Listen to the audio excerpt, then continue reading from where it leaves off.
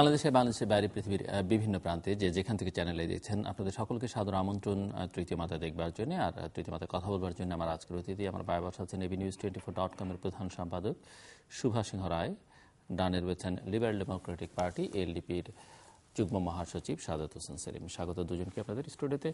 Mister Subhash সিংহ রায়, বাংলাদেশের রাজনৈতিক সংস্কৃতি নিয়ে মানুষের মধ্যে অসন্তোষ আছে, নানা রকমের প্রতিক্রিয়া আছে, কিন্তু রাজনীতি নিয়েও এক ধরনের অনিশ্চয়তার মধ্যে অনেকের কাছে মনে হচ্ছে একটা অনিশ্চয়তার মধ্যে আছে, বা কি হবে কি হবে না সেটি যখন মানুষ বুঝতে পারছে না, তখন লক্ষ্য করা যাচ্ছে যে প্রধান দুটো রাজনৈতিক দলের নেতৃবৃন্দ পারস্পরিক কাদা ছোড়াছড়িতে এত ব্যস্ত এবং হয়ে পড়েছেন এবং কথাবার্তা এত নিম্ন রুচি সম্পন্ন, যেটি মানুষকে আরো ভীত সন্ত্রস্ত করে তুলছে। এই অর্থে যে একটা সমঝোতা বা একটা আন্ডারস্ট্যান্ডিং এর মধ্য দিয়ে একটা স্থিতিশীল অবস্থাটা কন্টিনিউ করুক, সেই সম্ভাবনা মোটামুটিভাবে অনেকে মনে করছেন যে তিরোহিত। আপনি কিভাবে দেখেন? আপনাকে ধন্যবাদ। আমার প্রিয় ভাজন সেলিম ভাই, তাকে আমার শুভেচ্ছা, এবং দর্শক যারা দেশে এবং দেশের বাইরে দেখছেন তাদের সকলের প্রতি আমার শুভেচ্ছা রইল। আমি সর্বপ্রথমে বাঙালি জাতি যে এক সাগর রক্তের বিনিময়ে এদেশ স্বাধীন করেছে এবং যারা আত্মাহুতি দিয়েছেন তাদের সকলের প্রতি আমার বিনম্র শ্রদ্ধা জ্ঞাপন করছি, এবং যার নেতৃত্বে বাংলাদেশ হাজার বছরের শৃঙ্খল ভেঙে পৃথিবীর মানচিত্রে একটি সার্বভৌম বাংলাদেশের সূচনা করেছে, তার স্মৃতির প্রতি আমি শ্রদ্ধা জানাচ্ছি বঙ্গবন্ধু শেখ মুজিবুর রহমানকে। ৭১ কিন্তু আমাদের অবিনাশী চেতনা, এবং আমাদের আকাঙ্ক্ষা ৭১কে যারা অতীত বলে উড়িয়ে দিতে চায় তাদেরকে প্রতিরোধ করা আমার ব্যক্তিগত অনুভূতি। আমাদের দায়িত্ব ৭১-এর চেতনাকে দেশের সামগ্রিক উন্নয়নের সঙ্গে একত্রীভূত করতে ঐতিহ্যের আপন আলোয় স্নাত রাখা। আমাদের বিজয়ের যে মর্মবাণী আমাদের জাতির অগ্রযাত্রার পথে সাহসী করে রাখুক, এটি আমাদের সকলের চাওয়া এবং দেশবাসী তাই চাই। আপনি যেই প্রসঙ্গ অবতারণা করেছেন খুব সত্যি খুবই দুঃখজনক ঘটনা। বাংলাদেশের রাজনৈতিক সংস্কৃতির যেভাবে গড়ে ওঠা উচিত ছিল তা তো ওঠেইনি, বরঞ্চ অনেক দূর পিছিয়ে গেছি আমরা। বঙ্গবন্ধু অসমাপ্ত আত্মজীবনী যে দেখবেন, তিনি কোনো নেতা সম্বন্ধে তার যারা প্রতিপক্ষ, এমনকি যারা তার জীবন অতিষ্ঠ করে তুলেছে তাদেরকেও তিনি কখনোই কিন্তু কটু কথা ভেবে বলেননি। শুধুমাত্র আমি দেখেছিলাম মোহন মিয়া সম্বন্ধে তিনি এক জায়গায় লিখছেন ইভিল জিনিয়াস। এটা ছাড়া আমি কোথাও এক ধরনের কমপ্লিমেন্টস, কিন্তু কমপ্লিমেন্টস। আপনি 1973 সালে 1 জানুয়ারি, এক বছরের মাথায় ছাত্র ইউনিয়নের মিছিলের ওপরে বঙ্গবন্ধু সরকারের সময় গুলিবর্ষিত হয়েছিল। এখানে মহিতুল ইসলাম এবং মির্জা কাদের নামক 2 জন ছাত্র ইউনিয়নের কর্মী কিংবা নেতা নিহত হয়েছিলেন।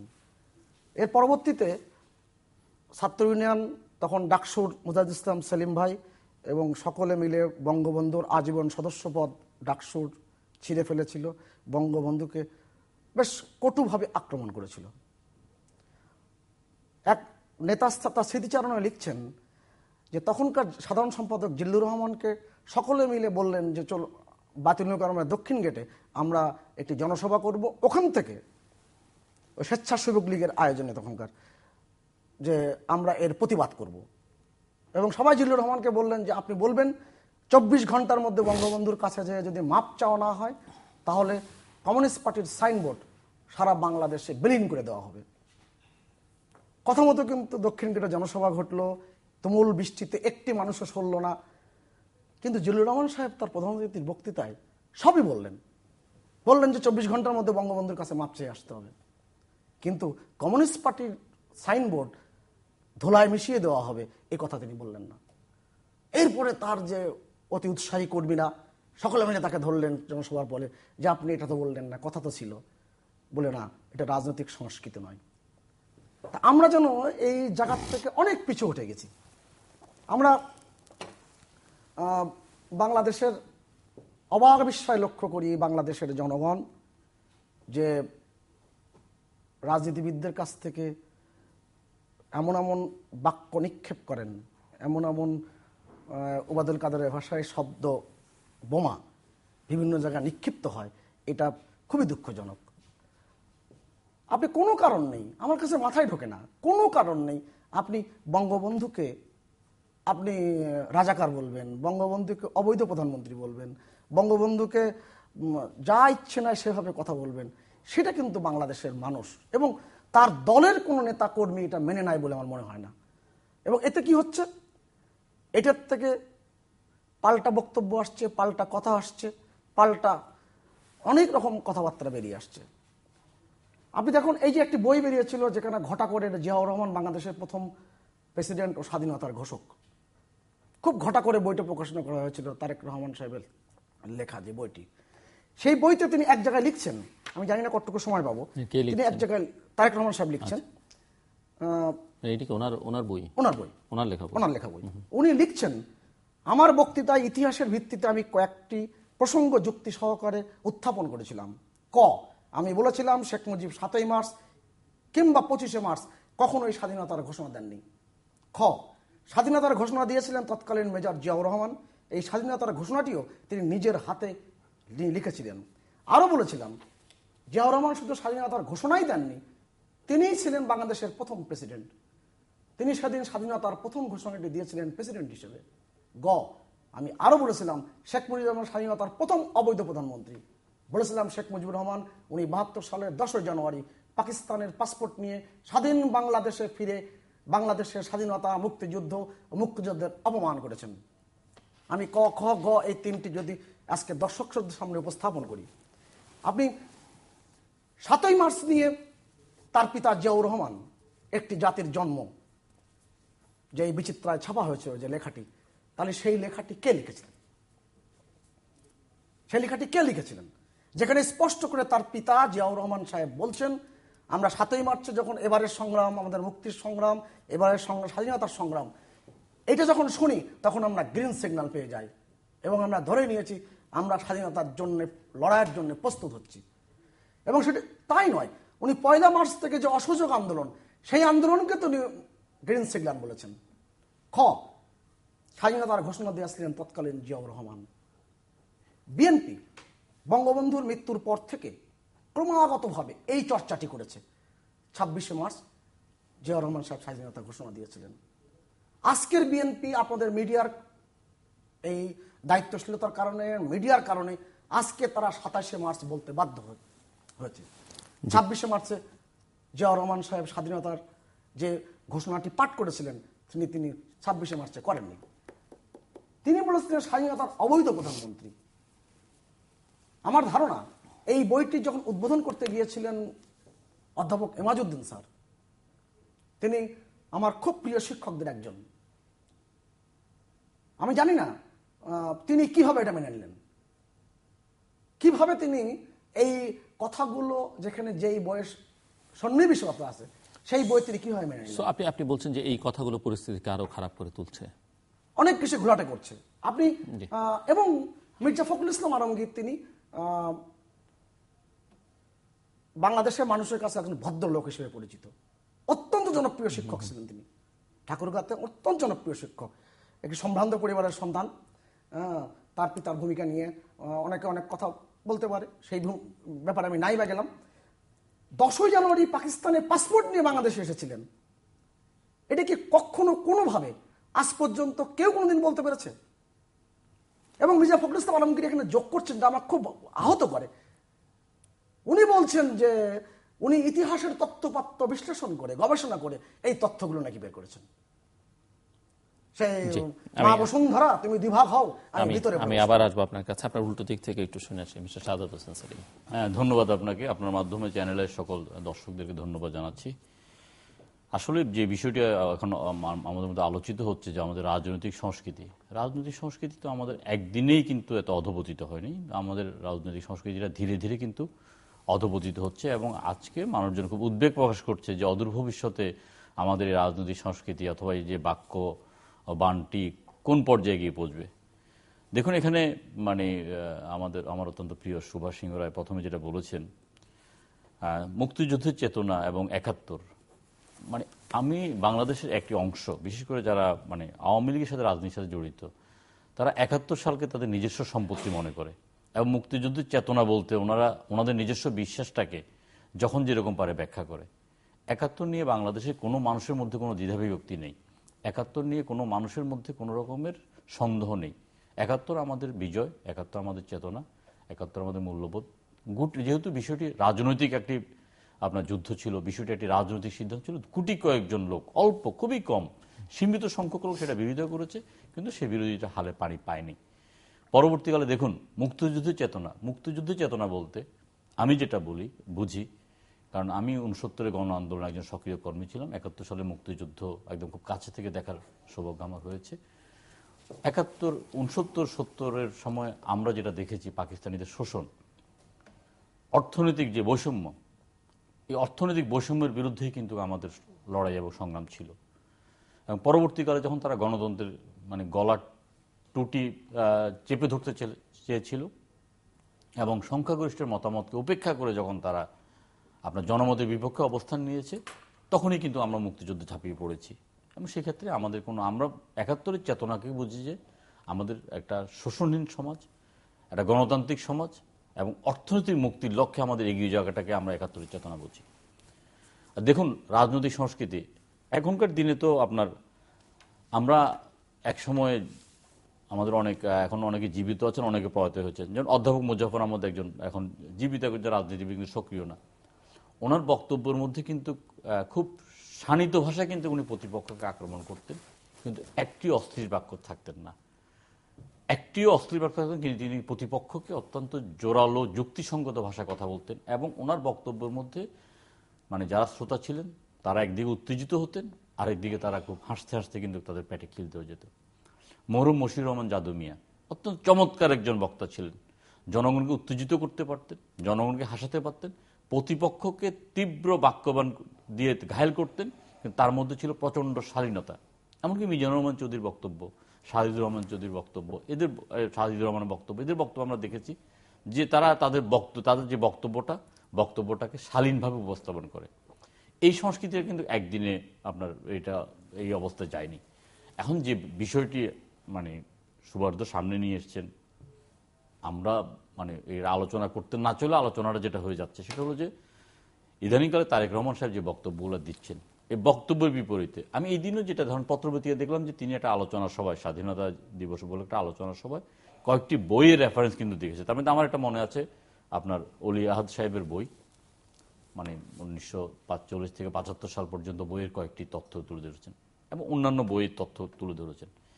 এখন ব্যাপারটা হলো তারেক রহমান সাহেবের যে বক্তব্যটা, রাজনৈতিক বক্তব্য, রাজনৈতিক বক্তব্যকে আপনি রাজনৈতিক বক্তব্য দিয়ে খণ্ডাতে পারেন। তার বিপরীতে আপনি তাকে যে ভাষায় আক্রমণ করা হচ্ছে, তুই, তোকারি, জানোয়ার, উন্মাদ, পাগল, এগুলো বলা হচ্ছে, কিন্তু আপনি বিষয়টি কি তো রাজনৈতিকভাবে প্রতিষ্ঠা করতে হবে। তারেক রহমান সাহেব আজকে কেন এই কথাগুলো বলছেন, আমরা যদি একটু পিছনে ফিরে দেখি, গত কিছুদিন আগে স্বাধীনতার মহান ঘোষক জিয়াউর রহমান একজন সেক্টর কমান্ডার এবং আওয়ামী লীগই তার শাসন আমলে তাকে বীর উত্তম খেতাব দিয়েছে। এই খেতাবপ্রাপ্ত মুক্তিযোদ্ধাকে কিন্তু আওয়ামী লীগের বেশ কয়েকজন মন্ত্রী, এমপি তারা কিন্তু বলছেন যে জিয়াউর রহমান সাহেব রাজাকার, জিয়াউর রহমান সাহেব আইএস এর এজেন্ট। এখন আওয়ামী লীগের যে ব্যাপারটা, আওয়ামী লীগের মাইন্ডসেটটা হলো এরকম যে যিনি আওয়ামী লীগের চিন্তার সাথে একমত তিনিই হলেন যে বড় মুক্তিযোদ্ধা, তিনি রাজাকার হলো মুক্তিযোদ্ধা। আর একজন মুক্তিযোদ্ধা যদি 1971 সালের কোনো বিষয়টাকে সামনে নিয়ে আসেন, কোনো বাস্তব সত্যটাকে প্রকাশ করতে যান, তাহলে কিন্তু তিনি রাজাকার হয়ে যাচ্ছেন। এবং এই বিষয়গুলো যেমন এটা আমাদের বক্তব্য না। আমার প্রশ্ন হচ্ছে যে এই ইস্যুগুলো খুব জরুরি কিনা বাংলাদেশের জন্য? এই মুহূর্তে ইস্যুগুলো জরুরি না। জিয়াউর রহমানকে যেমন আইএসআই এজেন্ট বলাটা জরুরি না, তেমনি শেখ মুজিবুর রহমানকে রাজাকার বলাটা জরুরি না। কিন্তু এটা কথা বলে আপনার রাজনৈতিক বাক্যবানটা প্রতিপক্ষকে তির্যক ভাষায় ঘায়েল করার যে অপসংস্কৃতি চালু হয়ে গেছে, এটা তার ধারাবাহিক। আপনি যদি আমি যুক্তির খাতিরে ধরেও নিই, আপনি যদি আমাকে নোংরা আক্রমণ করেন, তা আমাকেও নোংরা ভাবেই করতে হবে কিনা বা ততোধিক নোংরা হতে হবে কিনা? না, ঠিক নোংরার মধ্যে আমি আপনাকে বলি, নোংরা ভাষায় আক্রমণের মধ্যে দিয়ে কিন্তু তারেক রহমান কিন্তু তারেক রহমানকে ব্যক্তিগতভাবে যেটা তুই, তোকারি, তোর বাপ, তোর মা, জানোয়ার, উন্মাদ বলা হচ্ছে, তিনি কিন্তু সেই ভাষা কিন্তু বলেন নাই। রাজনৈতিক ঘটনা যেন সুভাষ সিংহ রায়, আপনি যখন শেখ মুজিবুর রহমানকে রাজাকার বলে ফেলবেন, তখন তো আসলে বাংলাদেশের মুক্তিযুদ্ধ না, সেটা আমি মুক্তিযুদ্ধ কি স্বীকার করছেন না? শেখ মুজিবুর রহমানকে রাজাকার বলাটা একটা রাজনৈতিক শব্দ। কথাও যেমন সত্য যে জিয়া রহমানকে নিয়ে প্রশ্ন তোলাটা কতটা যুক্তিসঙ্গত আলোচনা হতে পারে, শেখ মুজিবুর রহমানকেও রাজাকার বলাটা তো কোনো না, জিয়া রহমানকে বলার ব্যাপারটা আলোচনার মধ্যে কোনো আসতে পারে নাই। কারণ জিয়া রহমানের স্বাধীনতা যুদ্ধের ঘোষণা এবং মুক্তিযুদ্ধ নিয়ে তো কোনো বিতর্ক নেই। এমনকি জিয়া রহমান কোনো বিতর্ক নিয়েই কিন্তু মারা যান নাই। জিয়া রহমান কিন্তু আজকে যে একটি জাতির জন্ম যে কথাটি আসছেন, সেই কথাটি জিয়া রহমান তার আপনার মুজিব শাসন আমলেই কিন্তু তিনি 1974 সালে লিখেছেন। ব্যাপারটা কি জিল্লুর ভাই, ব্যাপারটা হচ্ছে কি, জিয়া রহমান সাহেব 1975 সাল পর্যন্ত বা পরবর্তীকালেও কিন্তু বাংলাদেশের অনেক জনগণ জানতেন না যে 71 সালে জিয়া রহমান পরবর্তীকালে ঘটনা প্রবাহে রাজনৈতিক প্রেক্ষাপটে আসবেন এবং একটি রাজনৈতিক দল গঠন করে রাজনৈতিক দলের প্রধান হবেন এবং একটা প্যারালাল একটি প্রাচীন রাজনৈতিক দলের সমকক্ষ তার অবস্থান হয়ে যাবে। আমরা জিয়া রহমান সাহেবের অবস্থানটাকে 71 সালে একরকম বিচার করতে পারি, 75 উত্তর একরকম বিচার করতে পারি। আপনি সুবর্দা বলেছেন যে 75, আপনি কি এটি বলতে চাইছেন যে 71-এর পরপর বা 72-এ যদি ধারণা করা যেত জিয়া রহমানের ভবিষ্যতেই, তাহলে এই আলোচনাগুলো, এই স্বাধীনতার ঘোষণা বা অন্যান্য প্রসঙ্গগুলো আরো বড় হয়ে সামনে আসতো তখন থেকেই? 71 সালের 25শে মার্চ বা 26 বা 27শে মার্চ জিয়া রহমান যে স্বাধীনতা ঘোষণা করেছেন, এই ব্যাপারে কোনো বিতর্ক 1975 সাল পর্যন্ত ছিল না। এবং শেখ মুজিবুর রহমান যে 75 সাল পর্যন্ত স্বাধীনতা ঘোষণার ব্যাপারে কোন রকম বিতর্ক ছিল না। কিন্তু মারা যাওয়ার পর থেকে যেমন জিয়া রহমান রাজনৈতিক প্রেক্ষাপটের মধ্যে দিয়ে আসার পরে কিন্তু এই ব্যাপারটা আসছে। এবং আমরা মনে করি যে আওয়ামী লীগ কিন্তু সন্দেহাতীতভাবে প্রমাণ করতে পারেন নাই যে 1971 সালের 25শে মার্চ রাতে বা 26শে মার্চের প্রথম পরে মরহুম শেখ মুজিবুর রহমান স্বাধীনতা ঘোষণা করে গিয়েছেন। এই ব্যাপারটা কিন্তু সন্দেহাতীতভাবে প্রমাণ করতে পারেন নাই বলে কিন্তু আজকে এই বিতর্ক। আমার কাছে মনে হচ্ছে যে আমরা একটা দুর্ভাগ্য জাতি, আমরা জাতীয় কিছু প্রশ্নে আমরা কিন্তু ঐক্যমত হতে পারিনি। এখন যখন 25শে মার্চের বিষয়টি সামনে চলে আসে, তখনই কিন্তু বলা হয় যে 7ই মার্চের ভাষণটা।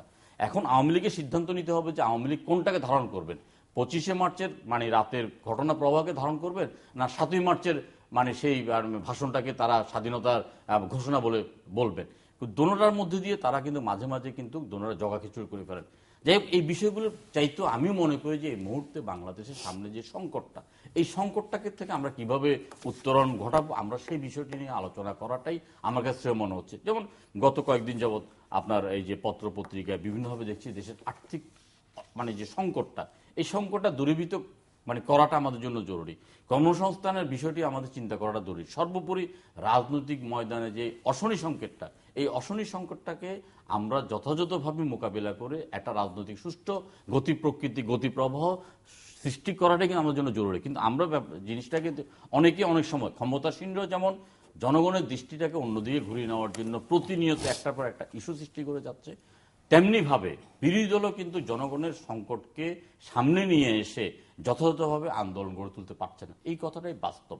এবং এই বাস্তবতার প্রেক্ষিতে আমি বলতে চাই যে রাজনৈতিক সংস্কৃতিটা এমন জায়গায় চলে গেছে, আমরা কিন্তু আমাদের পারস্পরিক আক্রমণের চাইতে আমরা এটাকে আন্তর্জাতিকরণ করে ফেলতেছি। আমাদের বিদেশি মেহমান, বিদেশি যে আপনার মন্ত্রীরা দেশে আসলে আমরা তাদেরকে তুচ্ছতাচ্ছিল্য করে কথা বলি। একজন মাননীয় রাষ্ট্রদূত যিনি তার দেশকে প্রতিনিধিত্ব করছেন, বাংলাদেশকে, তাকেও আমরা হেয় করতে গিয়ে আমরা নিজেরা হেয় হয়ে যাচ্ছি। এখান থেকে আমার মনে হয় আমরা সরে এসে আমরা বর্তমান যে সমস্যার আমরা সংকটের মধ্যে আমাদের দেশ জাতি আবর্তিত হচ্ছে, সেখানে আমাদের দৃষ্টি দেওয়াটা আমরা জরুরি মনে করি। সুভাষ সিংহ রায়, রবীন্দ্রনাথ ঠাকুর বলতেন যে কাঁচা আমের রস অম্ল, আর কাঁচা সমালোচনা গালিগালাজ। আর মানুষের যখন অন্য কোনো ক্ষমতা থাকে না, তখন তার খোঁচা দেওয়ার ক্ষমতা বৃদ্ধি পায়। আপনি রাজনীতি সংস্কৃতিতে কিন্তু বাংলাদেশে এটাই দেখবেন, বিগত 1 দশক যাবৎ এই কালচারটা চলে আসছে। উনি রাষ্ট্রদূতের কথা বলেছেন, আমি রাষ্ট্রদূত নিয়ে একটি প্রসঙ্গক্রমে বলি। 1971 সালে যখন বাংলাদেশের মুক্তিযুদ্ধ, তখন বাংলাদেশের এখানে মার্কিন যুক্তরাষ্ট্রের রাষ্ট্রদূত ছিলেন খুব সম্ভবত জোসেফ ফারল্যান্ড। 1971 সালের সম্ভবত 21শে মার্চ সকালবেলা বঙ্গবন্ধু শেখ মুজিবুর রহমানের কাছে গিয়েছিলেন, যে বলেছিলেন চট্টগ্রাম থেকে 150 কিলোমিটার দূরে, মাইল দূরে, দক্ষিণে যে সমুদ্র সীমার মধ্যে যে সেন্ট মার্টিন দ্বীপ, এই দ্বীপটি যদি মার্কিন যুক্তরাষ্ট্রকে ইজারা দেওয়া হয়, তাহলে বিনা রক্তপাতে বাংলাদেশের স্বাধীনতা অর্জিত হবে। বঙ্গবন্ধু মুহূর্তের মধ্যে এত উত্তেজিত হয়ে গেছিলেন, তিনি জোসেফ ফারল্যান্ডকে বলেছিলেন, আপনাকে আমি চিনি, আপনি ইন্দোনেশিয়া এবং আর্জেন্টিনায় রাষ্ট্রদূত ছিলেন, আপনি ওই দেশের সামরিক শাসন আনার জন্য যা কিছু করার আপনি তাই করেছিলেন। আমি পাকিস্তানের শিয়ালের কাছ থেকে মার্কিনদের বাঘের কাছে আমি বাংলাদেশ দিতে চাই না, এটা কোনোদিনই সম্ভব না। আপনি যে রাষ্ট্রদূতের কথা যেই কথা বললেন 23 জন, রেফারেন্সটি কি, মানে সূত্রটি কি আপনার? আমার রেফারেন্সের যে কথা বলছি যে এটা অনেক বইতে আপনি পাবেন, আপনি অনেক বইতেই পাবেন, যে ফারল্যান্ডের কথা আপনি অনেক জায়গায় পাবেন। আপনি তর্ক কুতর্ক যেমন কাঙ্ক্ষিত না, গালাগাল রাজনীতিও কাঙ্ক্ষিত না। এদেশের রাজনীতি এখন কি হবে, যেটা আপনি সর্বশেষে যেটা বলার চেষ্টা করেছেন, বাংলাদেশের রাজনীতি হবে, আমার সুন্দরবনে রামপাল বিদ্যুৎ কেন্দ্র হলে এটা কি দেশের জন্য ভালো হবে কি খারাপ হবে? এতদিন লাগছে কেন ঢাকা চট্টগ্রাম 4 লেন, ঢাকা ময়মনসিংহ 4 লেনের অবস্থা কি? এইগুলো নিয়ে আলোচনা হবে, তর্ক বিতর্ক হবে। সেই তর্ক বিতর্ক থেকে আমরা চলে যাচ্ছি। আমি প্রথমেই যেটা শুরু করেছিলাম যে আমি 1971 আমার অবিনাশী চেতনা, ওইটাকে ধারণ করে আমি সামনের দিকে এগিয়ে যাব। কিন্তু আপনি যদি কখনই বলেন যে এটা অতীতকে ভুলে যেতে হবে, আমি তার মধ্যে না। অতীতকে নিয়েই আমরা সামনের দিকে বর্তমানকে সমৃদ্ধ করে একটি সমৃদ্ধ ভবিষ্যতের দিকে আমি যাব, এটাই আমাদের কাঙ্ক্ষিত। আমরা বাংলাদেশ অনেক দূরে গিয়েছি। যেমন অনেকেই মনে করে যে পাকিস্তান, অনেক আওয়ামী সমর্থক কিংবা প্রগতিশীল মানুষ পাকিস্তান নাম শুনলে তার খুব খারাপ লাগে, এবং পাকিস্তান যদি ব্যর্থ রাষ্ট্র হয়, ধ্বংস হয়ে যায়, অনেকের ভিতরে ভিতরে মানে পুলকিত হয়। এক সময় অনুভূতি তো আমার তা ছিল না, তাও না। কিন্তু আমি এখন ভাবি যেই তালেবানি রাষ্ট্র করার চক্রান্ত হচ্ছে পাকিস্তানকে, পাকিস্তান একটি পারমাণবিক শক্তিধর দেশ, এই পারমাণবিক শক্তি যদি তালেবানদের হাতে চলে যায় তাহলে এই ভূখণ্ডে এবং সারা পৃথিবীতে শান্তির কি অবস্থা হবে? আমি তো বাঁচবো না। অর্থাৎ এই যে রাষ্ট্রনায়কদের কথা বললেন আর অলি আহাদের কথা যে আপনি যেটা বললেন, 1948 সালের 4 জানুয়ারি ছাত্রলীগের যে প্রতিষ্ঠা হয়, সেই 21 জন কমিটির মধ্যে একজন ছিলেন অলি আহাদ, এবং অলি আহাদ সাহেবের প্রস্তাব ছিল এই সংগঠনটির নাম পূর্ব পাকিস্তান মুসলিম ছাত্রলীগ করতে হবে, এবং এর জন্য তিনি ঘন্টার ঘন্টা বিতর্ক করেছেন, দিনের পর দিন বিতর্ক করেছেন। কিন্তু শেখ মুজিবুর রহমান, তৎকালীন শেখ মুজিবুর রহমান, তিনি বলেছেন না, এখন পাকিস্তানিদের কাছে এই মুসলিম শব্দটি বাদ দিলে তারা কিন্তু অপপ্রচার চালাবে, তারা নানা ধরনের ষড়যন্ত্র করবে, অর্থাৎ সময় আসলে আমি ঠিকই আমরা করে ফেলবো। 52 ভাষা আন্দোলনের মধ্য দিয়ে যখন সাংস্কৃতিক বিপ্লব ঘটে গেল, একটা জাগরণ ঘটলো, তখন তিনি কিন্তু ছাত্রলীগের নাম পূর্ব পাকিস্তান মুসলিম ছাত্রলীগের জায়গাতে পূর্ব পাকিস্তান ছাত্রলীগ করে ফেললেন। অলিহাদরা কিন্তু রাজনীতিতে তারা যেই অবদান রাখার কথা ছিল রাখতে পারেননি, এবং তার রেফারেন্স যদি দিয়ে থাকে, আমি জানি না, আমি তার এই বই সব কটাই পড়েছি, রেফারেন্স যে দিয়ে থাকে, আপনি যে কারণে মার্ক টুয়েন একটা কথা বলতো, আপনি নির্বুদ্ধের সাথে কখনো তর্ক করবেন না। সে তার নোংরা অভিজ্ঞতা দিয়ে আপনাকে খুব নিচু পর্যায়ে নামিয়ে এনে আপনাকে পরাস্ত করবার চেষ্টা করবে। আপনি কি কারণে বঙ্গবন্ধু শেখ মুজিবুর রহমান, যেই তিনি জন্ম না হলে এই দেশে জিয়াউর রহমানের জন্ম হতো না, অবশ্যই জন্ম হতো না, আপনি কেন তার সম্বন্ধে আপনি মন্তব্য করবেন অপ্রাসঙ্গিক ভাবে, কোনো কারণ ছাড়াই আপনি কথা বলছেন? এখানে উনি যেটি যুক্তি হিসেবে দাঁড় করাবার চেষ্টা করছেন যে তারেক রহমানের বাবাকে, যার মুক্তিযুদ্ধে বেশ কিছু অবদানের বা অবস্থানের কথা মিস্টার সেলিম উল্লেখ করলেন, সেটিকে আওয়ামী লীগের দিক থেকে বারবার ছোট করে বা নোংরা করে একটা এক ধরনের প্রচারণা চালানো এবং তাকে রাজাকার হিসেবে, পাকিস্তানের এজেন্ট হিসেবে প্রচার করা, তার একটা পাল্টা প্রতিক্রিয়া হিসেবে তিনি এটি করতে বাধ্য হচ্ছেন বলে উনি বোঝাবার চেষ্টা করেন। আপনি পাল্টা প্রতিক্রিয়ার কথা বললেন। বঙ্গবন্ধু মৃত্যুর পর থেকে 21টা বছর যাবৎ আওয়ামী লীগ এবং বঙ্গবন্ধুর নাম নিশানা মুছে ফেলার জন্য যে কাজগুলো করা হয়েছে, আপনি কি বলেন তো পাল্টা হিসেবে প্রতিক্রিয়াটা কতটুকু হয়েছে, কি না করা হয়েছে বাংলা? আপনি যদি আমাকে বলতে বলেন, আমি একটার পর একটা বলে যেতে পারবো, অনেকক্ষণ বলতে পারবো, কারণ আমি এগুলো চোখ দিয়ে দেখেছি, আমি পড়েছি, জেনেছি, বুঝেছি। আপনি বঙ্গবন্ধুকে আজকের বাংলাদেশে বঙ্গবন্ধুকে অপমান করে আপনি বিএনপি দাঁড় করাতে পারবেন না। আমার সবচেয়ে দুঃখ লাগে একজন নেতা কি নাই বিএনপির মধ্যে যে এটার প্রতিবাদ করে বলবে যে না কথাটা আপনি ঠিক বলছেন না, আপনার এই কথাটা প্রয়োজন নাই? একজন কি বলবেন না? শুধুমাত্র পদ রাখার জন্য এটা করবেন? আর পদ থাকলে কি এই পর্যায়ে চললে দল থাকবে? তো আমার প্রশ্ন সেটাই, দল থাকবে কিনা? আপনি মানে খুবই দুর্ভাগ্যজনক ঘটনা, বঙ্গবন্ধু যেদিন 1971 সালে 16ই ডিসেম্বর নেওয়াজি যখন আত্মসমর্পণ করে, তখন বঙ্গবন্ধু করাচির মেওয়ালি কারাগারে, সেই কারাগারে যিনি কারা তত্ত্বাবধায়ক ছিলেন শেখ আব্দুর রশিদ, তিনি চিন্তা করলেন এই যে নিয়াজির বাড়ি হচ্ছে এই মেওয়ালিতে, সে যেহেতু আত্মসমর্পণ করেছে তার কিছু সমর্থক থাকতে পারে করাচিতে, তারা এই কারাগারের ভিতরে কোনো কিছু করে ফেলতে পারে। রাতের গভীরে তাকে নিয়ে গেছে শিহালা কারাগারে, অনেক দূরে, শেখ আব্দুর রশিদ একজন পাকিস্তানের নাগরিক হয়ে।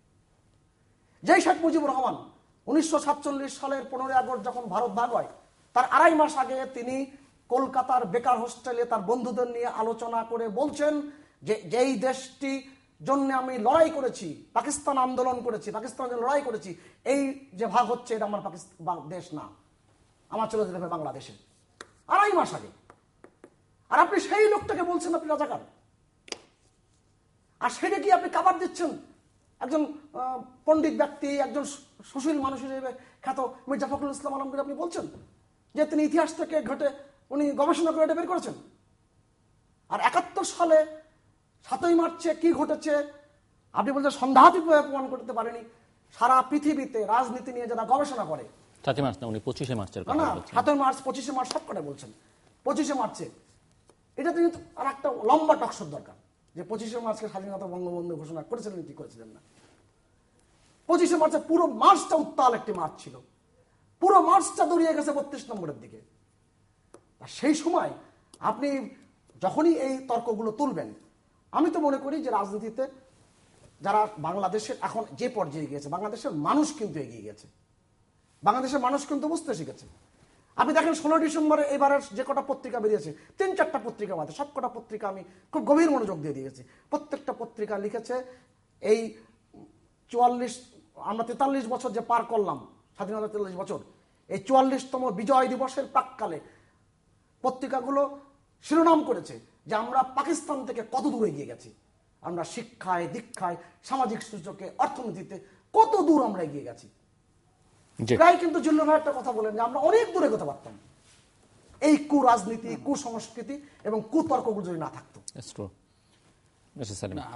আমরা তো এগিয়ে তো যাচ্ছি, এগিয়ে গেছি, তো আমাদের এগিয়ে যাওয়াটা কাঙ্ক্ষিত মানে কোনো অবস্থা আমরা বুঝতে পারিনি।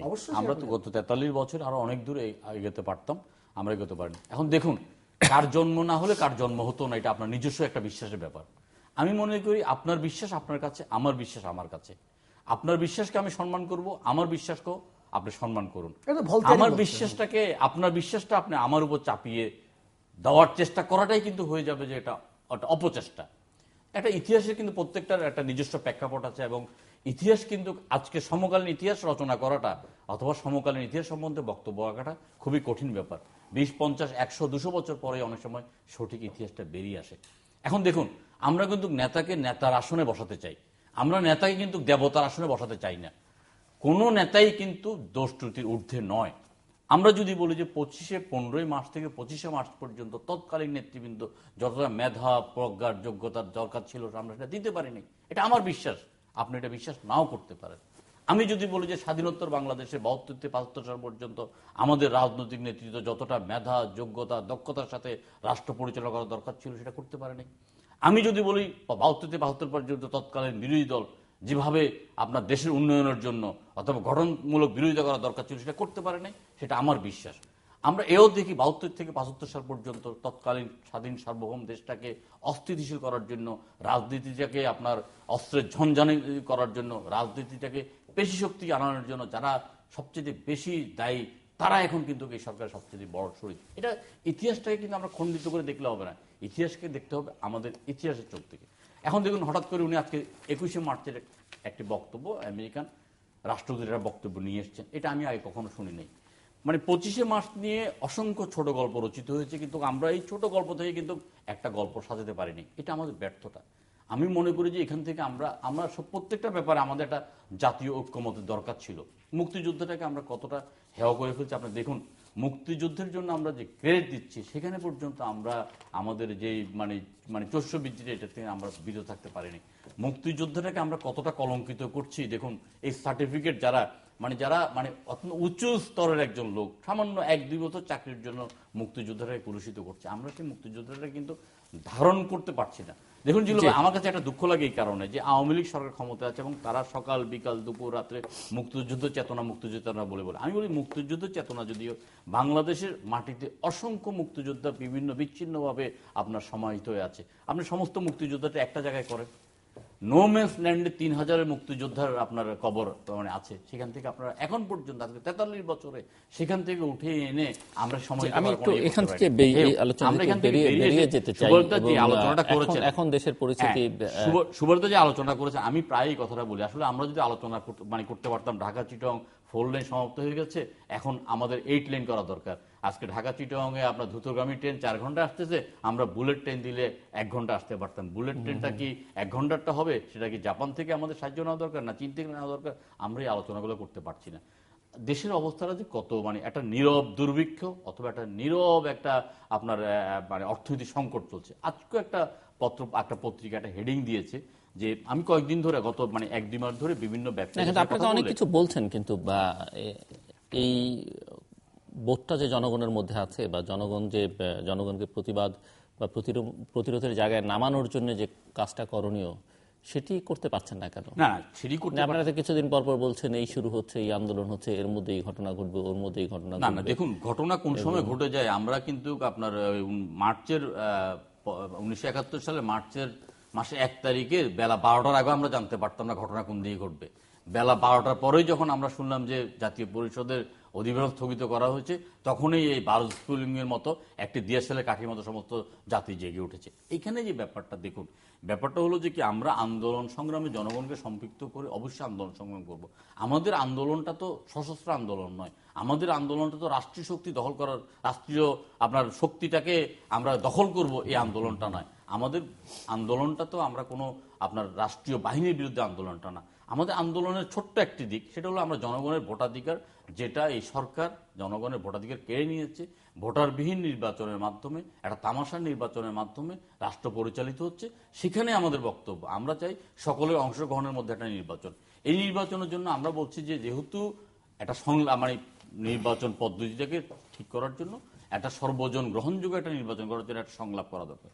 এই সংলাপের যখনই আমরা ডাক দিচ্ছি, আমরা আহ্বান জানাচ্ছি, আমাদের আহ্বানটাই কিন্তু আওয়ামী লীগের হেন কোনো নেতা নেই যে নেতারা তুচ্ছ তাচ্ছিল্য করছে না। অথচ বিগত নির্বাচনে আগের মুহূর্তে কিন্তু বারবার বলা হচ্ছে এটা একটা নিয়ম রক্ষা নির্বাচন, এই নির্বাচনের পরেই আমরা আরেকটি নির্বাচনের ব্যাপারে আমরা আলোচনা করব। কিন্তু আপনার একটা নির্বাচন হয়ে যাওয়ার পরে এখন চালাকি, প্রতারণা ইত্যাদির মাধ্যমে রাষ্ট্রীয় ক্ষমতা দখল করার পরে এখন ধরাকে সরা জ্ঞান করছে। কারণ আপনি বলছেন আন্দোলন, আমরা তো আন্দোলনের জন্য, আমরা জনগণ কিন্তু আন্দোলন চাচ্ছে। আমরা জনগণের সাথে কথা বলে আমরা যেটা বুঝছি, জনগণ কিন্তু আন্দোলন চাচ্ছে। আমরা আন্দোলনের ডাক দেওয়ার জন্য প্রস্তুত। আমরা আমাদের যথাসময়ে আমার মনে হয় জনগণের সম্পৃক্ত করে আন্দোলন দেবে এবং এই আন্দোলনে কিন্তু সমস্ত জনগণ নেমে আসবে এই কারণে একটা নির্বাচন, এই ধরনের একটা নির্বাচন, তামাশা নির্বাচন হওয়ার পরে কিন্তু আমরা সরকারকে 1 বছর একটা স্পেস দিয়েছি। আমরা সরকারের প্রতি বারবার আহ্বান জানিয়েছি জনগণকে আমরা সাথে নেওয়ার জন্য, জনগণের সমর্থন এবং সহানুভূতি আমরা পাওয়ার জন্য, ব্যবসায়ী সমাজের সমর্থন এবং সহানুভূতি পাওয়ার জন্য, রাষ্ট্রের অন্যান্য শক্তির সমর্থন এবং সহযোগিতা পাওয়ার জন্য আমরা কিন্তু একটা সময় দিয়েছি। এই সময় দেওয়ার পর আপনি দেখবেন আমরা কিন্তু যথাসময়ে আন্দোলন ডাক দেবো। এবং এই আন্দোলন আমরা তো একটা কথা কিন্তু আমি এখানে দার্থহীনভাবে বলতে চাই যে সারা বিশ্বে কিন্তু আজকে জ্বালানি তেলের মূল্যের দাম অর্ধেকেরও কমে গেছে, অর্ধেকে নেমে এসছে। কিন্তু জ্বালানি তেলের আপনার দাম বৃদ্ধির অজুহাত দেখিয়ে বারবার আমাদের বিদ্যুৎ দাম বৃদ্ধি করেছে। আমরা অবশ্যই বলেছি যদি বিদ্যুতের দাম বৃদ্ধি করার সামান্যতম প্রতারণা হয়, আমরা লাগাতার আন্দোলনে ডাক দেবো। আমরা জনগণের সংকটকে আমরা সামনে নিয়ে কিন্তু আন্দোলনটাকে আমরা জনগণকে সম্পৃক্ত করব। স্বাধীনতার পূর্বে বাংলাদেশের 60 থেকে 70% মানুষ একবেলা খাবার পেত না, এবং আজকের অর্জনটা সেখানেই। এই স্বাধীনতা, এই 43 বছর পার করে এসে আমরা কিন্তু সেই জায়গায় আমরা পৌঁছে গেছি। আমি জিন্দু ভাই আপনার কথাটা প্রায় সময় মনে করি, বিভিন্ন জায়গায় যখন কথা বলি এটা মনে করি যে আমরা কত দূর এগোতে পারতাম, আমরা শত দূর এগোতে পারিনি। পারেনি এই রাজনীতির বিভাজনটার কারণে, রাজনীতির সংস্কৃতির এই বিভাজিত পরিস্থিতির কারণে। বাংলাদেশের আজকে যখন বৈদেশিক রিজার্ভ যখন আপনার 23 বিলিয়ন ডলার হয়, তখন কিন্তু আপনাকে এইটা নিয়ে আলোচনা করতে হবে, যেটা 40 বিলিয়ন ডলার হতে পারত। এখানে সরকারে কি কি ব্যর্থতা আছে আপনি আলোচনা করতে পারতেন। আপনি তো বললাম যে এই যে 4 লেন হওয়ার পিছনে কি কি অন্তরায় আছে। আপনি নিজেও চট্টগ্রামে মানে ওখানেই আপনি মানুষ, ওখানেই আপনার সমৃদ্ধি, ওখানেই আপনার বৃদ্ধি। এই ঢাকা চট্টগ্রাম 4 লেনের ভিতরে কি কি অন্তরায় আছে, কতগুলো বাজার আছে, কতগুলো ব্যক্তিগত বাজার আছে, কয়টা মাদ্রাসা আছে, কয়টা মসজিদ আছে, কি কি অন্তরায় আছে, এগুলো কি কিভাবে এটা সরকার দূর করতে পারতো, কি কিভাবে প্রশমিত করতে পারতো, এই ব্যাপার নিয়ে আপনারা আলোচনা করতে পারতেন। আপনারা সেই আলোচনা কখনো করেননি। এমনকি যে তত্ত্বাবধায়ক সরকারের যিনি আপনারা কথা এখনো পর্যন্ত বলছেন, সেই তত্ত্বাবধায়ক সরকারের রূপরেখা কিন্তু আপনারা কখনোই দিতে পারেননি, কখনো দিতে চান না। রাজনীতিটা এইভাবে কিন্তু বাংলাদেশে হবে না। আপনি ষড়যন্ত্র করতে পারবেন, আপনি সরকারের গোপনে রাত্রে উৎখাত করতে পারবেন, অনেক কিছু করতে পারবেন, কিন্তু আপনি বাংলাদেশের মানুষকে নিয়ে আন্দোলন করতে পারবেন না। পারেননি বলে গত 5 বছরে পারেননি, এখনো পারছেন না। এখনো আপনি মানুষের কথা বলতে পারছেন না। মানুষ যখন দেখে যে আমার দ্রব্যমূল্যের দাম কমেছে, মানুষ দেখেন যে আমি বিদ্যুৎ পাচ্ছি, আপনি ঢাকা থেকে চট্টগ্রাম, ঢাকা থেকে বগুড়া, ঢাকা থেকে খুলনা, আপনি রাস্তায় যাবেন, সারা রাত ধরে দেখবেন সারা দুই পাশে আলো আর আলো, অথচ দেশটা অন্ধকারে ছিল। এই যে আরো বেশি আলো হতে পারতো, 68% মানুষ এখন বিদ্যুতের সুবিধা পাচ্ছে, এটা 90% হতে পারতো 5 বছরে। আজকে রেন্টাল নিয়ে যে বিদ্যুতের যে কথা, এই রেন্টালের বিদ্যুতের নিয়ে যে তেল আমদানি হচ্ছে, এই তেল আমদানি বাইরে বিক্রি হচ্ছে, এটা কিভাবে আপনি রোধ করতে পারতেন, সরকার কিভাবে রোধ করতে পারতো, এগুলো নিয়ে আলোচনা করতে পারতেন। আপনি সংসদের থেকেও আলোচনা করেননি, সংসদের বাইরে যেও আলোচনা করেননি, আপনার মাথায় রাজনীতি নাই। আপনি বারবার যে এখনো পর্যন্ত আপনি 1971 সালে বঙ্গবন্ধু শেখ মুজিবুর রহমানের ভূমিকা এবং তার নেতৃত্বে যে বাংলাদেশ, এইটা কিন্তু আপনি এখনো পর্যন্ত স্বীকার করে দিচ্ছেন না। আপনি ক্ষতটা কিন্তু ওই জায়গাটাই, এটা কিন্তু ব্লিডিং অফ দ্য উন্ড। আপনি 15 আগস্টে এখনো জন্মদিন পালন করছেন, আপনি এখনো পর্যন্ত মুখে বলেন না বটে মুসলিম লীগের মতন বঙ্গবন্ধু মৃত্যুর পর নাজাত দিবস পালন করা, সেই সংস্কৃতির ধারাবাহিকতায় আপনি কাজগুলো করছেন। আপনাকে মানুষ ওইভাবে মেনে নেবে না। আওয়ামী লীগের প্রতি মানুষের অনেক অভিজ্ঞতা থাকতে পারে, অনেক খলন আছে, অনেক রকম প্রান্তিক বিচ্যুতি আছে, কিন্তু তার যে জন্মসূত্রে পাওয়া যে সংগ্রামী ঐতিহ্য, এটাকে ধারণ করে রেখেছে। আমরা যখন শহীদ সেলিনা পারভীনকে যখন এই 14ই ডিসেম্বর আসে, আমরা মনে করি সাংবাদিক সেলিনা পারভীন, যখন আবার দেখি এই সেলিনা পারভীনের জায়গায় আজকের এই সাংবাদিকতার জগতে অসংখ্য দিকপাল কিন্তু সৃষ্টি হয়েছে, তখন আমরা মনে করি যে এই আদর্শকে ধারণ করে, সেলিনা পারভীনের আদর্শকে ধারণ করে কিন্তু বাংলাদেশ এগিয়ে যাচ্ছে। আমরা মুনীর চৌধুরীর তার মৃত্যুকে আমরা কোনো মেনে নিতে পারি না, কিন্তু যখন বাংলাদেশের সমৃদ্ধ নাটক তৈরি হচ্ছে, বাংলাদেশে যখন ইতিহাসের সাহিত্যে যখন বাংলাদেশ এগিয়ে যাচ্ছে, তখন কিন্তু আমরা একটু আশ্বস্ত হই, তার আদর্শকে ধারণ করে আমরা এগিয়ে যাচ্ছি, আমরা কিন্তু এগোচ্ছি। আপনার রাজনীতি আপনি কেন ভুল করছেন? আপনি রাজনীতি ভুল করছেন। আপনি এখনো পর্যন্ত সিন্দাবাদের দৈত্যের মতন আপনি জামাত ইসলামকে মাথায় তুলে রেখেছেন, যারা বাংলাদেশের স্বাধীনতা মানে না, এখনো পর্যন্ত একবারের জন্য বলেনি যে আমরা ভুল করেছি। আপনি সেই শক্তিকে আপনি মাথায় তুলে রাখছেন। আপনি ক্ষমতায় যে তাদেরকে মন্ত্রী বানিয়েছেন, ক্ষমতার বাইরে থেকে বলছেন এরা রাজবন্দী। অর্থাৎ এই যে বিষয়গুলো এখনো পর্যন্ত বলছেন না 21শে আগস্টে গ্রেনেড হামলায় শেখ হাসিনাকে হত্যা করার যে চক্রান্ত হয়েছিল, আপনারা ভুল করেছিলেন। অর্থাৎ এই রাজনীতিতে এই শিকারগুলো করে নেওয়া খুব জরুরি। আমরা পার্শ্ববর্তী দেশের দিকে দেখি, গতকালকে আপনার একটি বাংলাদেশের একটি পত্রিকা শশী থারুরের লেখা বেরিয়েছে, আমাদের সময় বাংলাদেশকে ভারতের ধন্যবাদ, বাংলাদেশকে ধন্যবাদ। তিনি কংগ্রেসের নেতা, কিন্তু তাদের পররাষ্ট্র মন্ত্রণালয়ের স্ট্যান্ডিং কমিটি তার চেয়ারম্যান, কংগ্রেসের নেতা। তিনি বিশদ একটি ব্যাখ্যা দিয়েছেন, এটা বাংলায় অনুবাদ করে আজকে ছাপা হয়েছে আমাদের সময় আজকের কাগজে। এই যে ব্যাপারগুলো, আপনি রাজনৈতিক সংস্কৃতির বিকাশ চাচ্ছেন না, কেন চাচ্ছেন না? কিছুর উপরে ভর করে যাচ্ছেন না। Of the conspiracy, by the conspiracy, for the conspiracy. এটা বাংলাদেশের ষড়যন্ত্রের রাজনীতি ওইভাবে আর দানা বাঁধবে না, দানা বাঁধবে না। মানুষ বুঝতে শিখেছে। মানুষ এখন স্বস্তিতে থাকতে চায়। 5 জানুয়ারি আগের বাংলাদেশ, 5 জানুয়ারি পরের বাংলাদেশ কিন্তু অনেক পার্থক্য। এখন মানুষ বুঝেছে আপনার কাছে সাথে কেন সে মিছিলে যোগ দেবে, আপনার জনসভায় কেন যাবে, কেন যাবে। বাংলাদেশের মানুষ স্বস্তিতে আছে। আমি ছোট করে একটা কথা বলি, আমি রাজনীতিতে অনেক বিতর্কিত বিষয় থাকবেই, রাজনীতিতে অনেক, আমি 2-3টি চ্যানেল নিয়ে গত 3 দিন যাবত আমি একটা বিষয় খুব উপস্থাপন করেছি। আমি যদি আজকেও উপস্থাপন করি তাহলে আপনি একটু বুঝতে পারবেন যে বাংলাদেশের রাজনীতিতে অনেক কিন্তু বিতর্কিত বিষয় আছে। এই যে আমার হাতে একটি পত্রিকা আছে, প্রথম আলোর সম্পাদক মতিউর রহমান সম্পাদিত ত্রৈমাসিক পত্রিকা প্রতিচিন্তা, এখনো বাজারে আছে।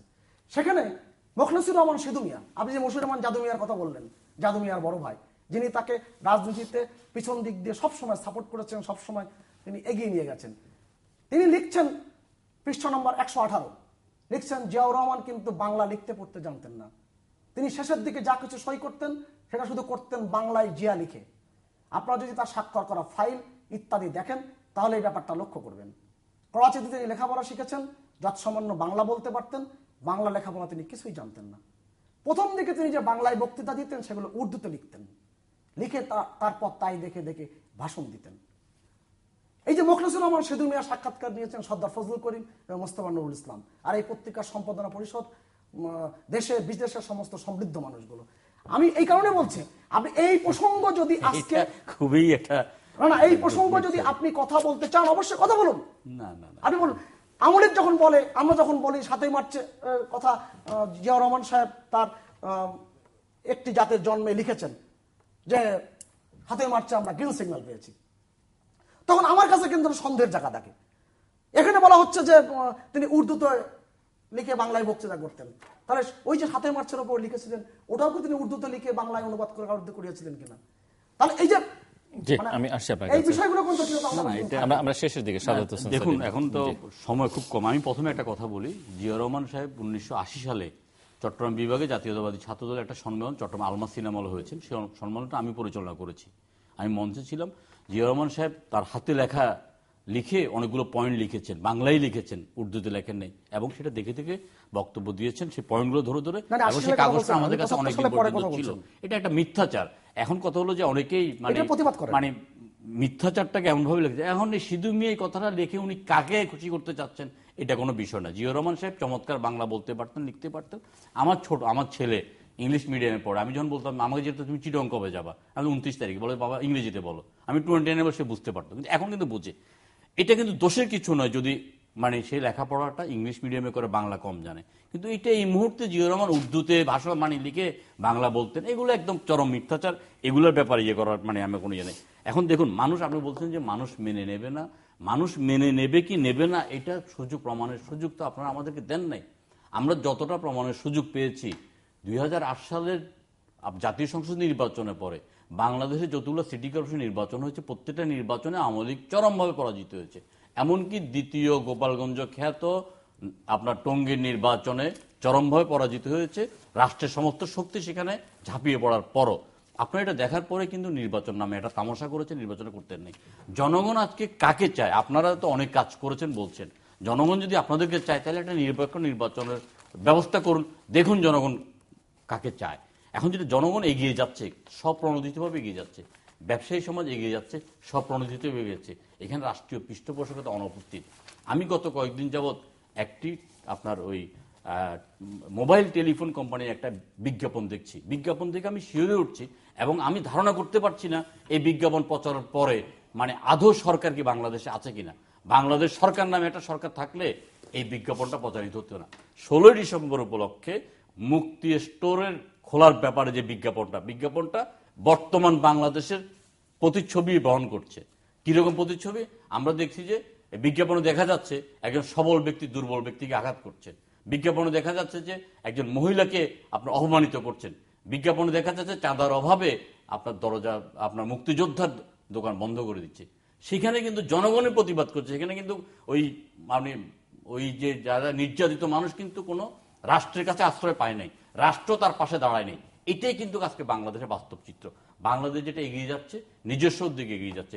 সরকারের যে শাসন বলেন 5ই জানুয়ারি পরে সরকার একটা মহা আতঙ্কের মধ্যে থাকার কারণে আজকে দেখুন প্রায় বিএনপি সম্বন্ধে তুচ্ছ-তাচ্ছিল্য করে 20 দল সম্বন্ধে আন্দোলন করতে পারবে না। যদি আন্দোলন যদি নাই করতে পারে, আপনাদের প্রত্যেকটা আলাপ আলোচনায়, আপনাদের চলনে বলনে কথাবার্তায় আপনার শুধুমাত্র বিএনপিকে সামনে নিয়ে আসছেন, বিএনপি। কিন্তু সুশাসনের যে এমন অভাব, আপনি দেখেন ঢাকা শহরের মধ্যে একটি কথা বলি, প্রতিদিন গড়ে 20 জন করে মানুষ মারা যাচ্ছে, রোড অ্যাক্সিডেন্টে মারা যাচ্ছে। যশোরে আপনার বিজ্ঞান প্রযুক্তি বিশ্ববিদ্যালয়ে 3 জন ছাত্রী একসাথে মারা গেলেন। দেখা গেল যে সেখানে যে আপনার নাসিমন করিমন চলছে, এইটার বিরুদ্ধে আমরা অসংখ্যবার বলেছি যে এই অবৈধ যানবাহন চলাচল দরকার নাই। বাংলাদেশের মধ্যে 12,000 ড্রাইভারের লাইসেন্স আছে, 12 লক্ষ 19 লক্ষ গাড়ি চলাচল করছে। সুশাসন বলতে কি কোথাও আছে? সর্বত্র কিন্তু রাষ্ট্রটা একটা মুখ থুবড়ে পড়ছে। এখন এখান থেকে বাঁচার উপায়টা কি? ব্যবসায়ীরা হাত গুটিয়ে বসে আছে, জনগণ একটা আতঙ্কিত অবস্থার মধ্যে আছে, দেশি এবং বিদেশি প্রত্যেকে যারা আছে, বিদেশে যারা আছে, তারা দেশ নিয়ে আতঙ্ক। আমরা এখনো মনে করি যে সরকারের যদি শুভবুদ্ধি উদয় হয়, আমরা এখনো আন্দোলনের চাইতেও আমরা যেটা চাই সেটা হলো যে একটা আলোচনার ভিত্তিতে একটা সরকার পদ্ধতি নির্ধারণ করে আমরা একটা নিরপেক্ষ নির্বাচনের মাধ্যমে জনগণ তাদের ভোটাধিকার প্রয়োগ করুক, জনগণ তাদের নেতা নির্বাচন করুক, জনগণ তাদের সরকার নির্বাচন করুক, সেই সরকারের মাধ্যমে দেশের সকল সংকটের সমাধান হোক। সেলিম ভাই যেভাবে বললেন তাতে 20 দলীয় জোটের নেতৃবৃন্দরা সেভাবেই বলেন। ব্যাপারটা এমন যে আজকেই শেখ হাসিনা তার সরকার পদত্যাগ করবে, কালকে একটা নির্বাচন নামক ঘটনা ঘটবে, পরের দিন আপনারা সবাই ক্ষমতায় যাবেন। আমরা যাবো কিনা জানি না। আপনাদের বোধটা হলো এরকম। আওয়ামী লীগ তত দুর্বল জায়গায় নেই। আপনি নির্বাচনের ট্রেন মিস করেছেন, এইটা আপনার মাথার মধ্যে রাখতে হবে। এই যে ব্রিগেডিয়ার জেনারেল আমাদের সাখাওয়াত হোসেন সাহেব, তিনি 5 বছরের নির্বাচন কমিশনে যে তিনি ছিলেন, তারও তিনি একটা বই লিখেছেন, বেশ মোটা বই। আপনি বইটা একটু পড়ে দেখবেন যে তত্ত্বাবধায়ক সরকারের আন্দোলনটা কিভাবে দানা বাঁধলো। আপনি 1.5 কোটি 1 কোটি 60 লাখ ভুয়া ভোটার, এই যে প্রেক্ষাপট বদলে গেছে তো সেলিম ভাই। প্রেক্ষাপট বদলে গেছে। আমি বলি আপনার রাষ্ট্রীয় বাহিনীকে শুধুমাত্র রাজধর্ম পালন করতে দেন 48 ঘন্টা। 48 ঘন্টা আপনাদেরকে পাহারা না দিয়ে, আপনাদের পারপাস সার্ভ করতে না দিয়ে শুধু রাজধর্ম পালন করতে দেন রাষ্ট্রীয় শক্তিকে। দেখুন আপনার গণবিস্ফোরণে আপনার কোথায় আপনি এতক্ষণ ভালো ছিলেন, শেষ মুহূর্তে আপনি কেমন হয়ে গেলেন? আমার হাতে আর সময় নেই। জি, আপনি তো বলতে পারবেন না প্রেক্ষাপটটা কি। এই দেখেন দৈনিক সংবাদ, আপনার নেতা অলি আহমেদ কি লিখেছিলেন, যে মা ছেলে সম্বন্ধে কি মন্তব্য করেছেন। আমি মুখে আর বলতে চাই না, যদি ক্যামেরা দেখায় চলে দেখতে পারেন। কি মা ভালো হলে ছেলে খারাপ হবে কেন? তারপরে একটা খারাপ কথা বলেছিলেন। আমি এই কথাগুলো আর বলতে চাচ্ছি না। বাংলাদেশের রাজনীতিতে এই জায়গা থেকে আমি অনেক কথা বলতে চাই না। এই যে জাসদ, আজকে যে এই জাসদ 72 থেকে 75 সম্পর্কে যাদের স্লোগান ছিল কি, মুজিব তোমার মরণ হবে, কাফন ছাড়া দাফন হবে, সেই জাসদ আজকে অনেকে বলেছেন, শেষ করতে তার গুরু মৌলানা ভাসানী অনেক কথা বলেছেন। এই কথা আমি মৌলানা ভাসানী এইভাবে বলেন না, আমি বলি, আমি অনেক কিছু বলেছেন। চিকন আলী যেদিন ফাঁসি হয়, প্রথম যেটা কুষ্টিয়া চিকন আলী, এই যে আজকে যাদের বিচার হচ্ছে, সেই বিচারে যে ফাঁসি হয়েছিল, মৌলানা ভাসানী পল্টনে বলেছিলেন, শেখ মুজিব এটাকে তোমার একার বাংলা, এখানে আলবদর রাজাকার আল শাম বলতে কিছু নাই। অতএব এই কথাগুলো পড়লে অনেক প্রসঙ্গ আসবে। হাত গুটিয়ে রেখেছেন। অনেক ধন্যবাদ। বাংলাদেশে এখন রপ্তানি আয় $30.1 বিলিয়ন। আপনি নিজের ব্যবসার সাথে ছোট কাল থেকে সংশ্লিষ্ট, আপনি মানে বুঝান যদি আজকে এই যে প্রেক্ষাপট এমনি তৈরি হয়েছে। ধন্যবাদ। আর যে বিজ্ঞাপনের কথা বললেন, ওই বিজ্ঞাপনে বোঝাতে চেয়েছে মানুষ যদি ঐক্যবদ্ধ হয়, যে রবীন্দ্রনাথ বলতো মানুষ একা একদম ফাঁকা, যখন ঐক্যবদ্ধ হয় তখন অনেক অসম্ভবকে সম্ভব। ওই বিজ্ঞাপনের মাধ্যমে আপনার 20 দলীয় জোটের নেতা যখন একা একা পতাকা হাতে দাঁড়িয়ে থাকেন, তখন আপনারা কেউ তার কাছে যান না। অতএব আন্দোলন সম্পর্কে আপনারা লিখতে পারেন, লিখবার ডাক ইমেলে, SMS এর মাধ্যমে ইন্টারনেট আমাদের অফিসিয়াল ওয়েবসাইট অথবা সোশ্যাল নেটওয়ার্কে যেসব পেজ রয়েছে সেই সব পেজে আপনাদের মতামত রাখতে পারেন। আর আপনাদের মতামত দিয়ে আমাদের অনুষ্ঠান তৃতীয় মাত্রা আপনি দেখতে পাবেন প্রতি বৃহস্পতিবার এবং শুক্রবার বাংলাদেশ আমরা দুটোই, বুধবার দুপুর 11:30 এবং শুক্রবার দুপুর 1:05 দেখবার আমন্ত্রণ রইল। মিস্টার সাদাত হোসেন সেলিম এবং মিস্টার সুভাষ সিংহ, অসংখ্য ধন্যবাদ আপনাদের দুজনকে। দর্শক মণ্ডলী, যে রাজনৈতিক সংস্কৃতি নিয়ে আমরা কথা বলছিলাম এবং তার নিম্নগামিতা নিয়ে কথা বলছিলাম, এটি আসলে একদিনে তৈরি হয়নি, ধীরে ধীরে তৈরি হয়েছে। তবে একথা ঠিক যে এর উল্টো দিকে আমাদের অনেক উজ্জ্বল রাজনীতিতে নক্ষত্র আছেন, যারা অনেক ভালো দৃষ্টান্ত স্থাপন করেছেন, কিন্তু দুর্ভাগ্যের বিষয় হচ্ছে যে সেই সব দৃষ্টান্ত আমরা এখন অনুসরণ বা অনুকরণ কোনোটাই করতে চাই না বা স্বাচ্ছন্দ্য বোধ করছি না। মুক্তিযুদ্ধ নিয়ে কথা হয়েছে। মুক্তিযুদ্ধ বাঙালির ইতিহাসের সবচাইতে গৌরবজনক অধ্যায় এবং মুক্তিযুদ্ধ, মুক্তি সংগ্রাম একদিনে তৈরি হয়নি, সেটিও আমাদের মাথায় রাখা দরকার।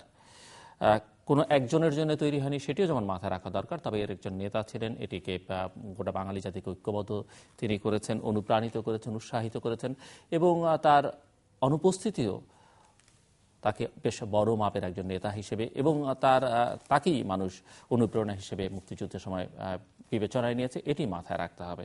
এবং তার চাইতে অনেক বড় মাপের নেতা হয়তো একটা সময় পর্যন্ত ছিলেন, কিন্তু সবাইকে ছাপিয়ে তিনি সবার চেয়ে উপরে উঠেছেন, এটিও মানতে হবে।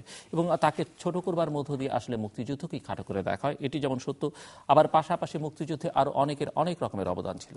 অনেকে সশস্ত্র যুদ্ধে অংশ নিয়েছেন, অনেকে নানাভাবে রাজনৈতিক অবদান ছিল, সেগুলোকে ছোট করবার মধ্য দিয়েও অন্য কাউকে কিন্তু বড় করা যাবে না, সেটিও কিন্তু আমাদের মাথায় রাখতে হবে। যার যেখানে যতটুকু অবদান আছে সেটি স্বীকার করে নিতে হবে এবং এই ঔদার্য যারা যত বেশি দেখাতে পারবেন ইতিহাসে তারাই উজ্জ্বল হিসেবে থাকবেন। দেশের বর্তমান পরিস্থিতি নিয়ে আলোচনা করতে গিয়ে যেটি আলোচনা এসছে যে অসন্তোষ আছে, ক্ষোভ আছে মানুষের মধ্যে। আবার বাংলাদেশের অনেক অর্জনও আছে, সেখানে সরকারের ভূমিকা আছে, তার চাইতে কোনো কোনো ক্ষেত্রে হয়তো সাধারণ মানুষেরও ভূমিকা আছে। কিন্তু এক ধরনের অনিশ্চয়তা, অসন্তোষ, ক্ষোভ এগুলো আছে, সেগুলোকে একটা জায়গায় নিয়ে আসবার জন্য যে রাজনৈতিক সংগঠিত শক্তি দরকার বা সরকারের ভুল ত্রুটিকে কেবল বলা, সমালোচনার মধ্যে সীমিত না রাখে সরকারকে তার অবস্থান বদলে বাধ্য করবার জন্য যে রাজনৈতিক শক্তিটা দরকার, সেটি এখন পর্যন্ত দৃশ্যমান নয়।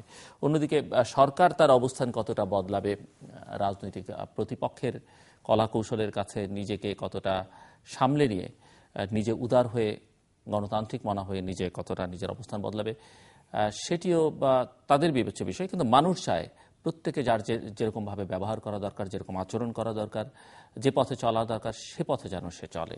আর যদি কেউ চলতে না চান, কেউ চলতে সেই পথে কেউ না হাঁটেন, তাহলে মানুষ তার যখন সময় পাবে, সেটি আওয়ামী লীগের ক্ষেত্রে প্রযোজ্য, বিএনপির ক্ষেত্রে প্রযোজ্য, মানুষ তার রায়টা দেবার চেষ্টা করবে।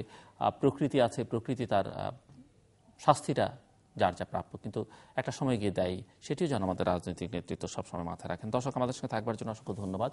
আপনাদের সবার জন্য শুভকামনা।